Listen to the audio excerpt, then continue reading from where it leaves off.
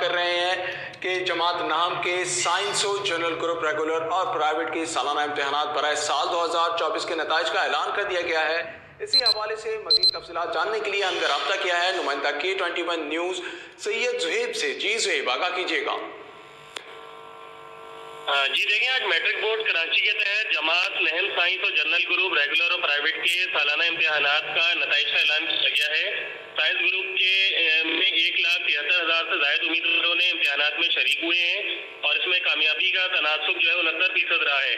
जबकि general group regular private में 15,000 से ज्यादा उम्मीदवारों ने इम्तिहानात में शिरकत की है और इसमें कामयाबी का तनासुब 51% रहा है।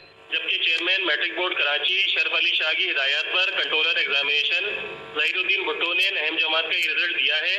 इससे पहले ज़हीरुद्दीन भुट्टो ने अपनी तैनाती के बाद नहम जमात का रिजल्ट दिया था, जिसके बाद आज उनकी जानिब से दिया जाने वाला ये दूसरा रिजल्ट है और तलबा और तालिबात अपने नताइज बोर्ड की वेबसाइट पर देख सकते हैं। बोर्ड की जानिब से उस पर लोड कर दिए गए हैं। जी बहुत शुक्रिया सैयद जुहेब, आप हमें आगाह कर रहे थे।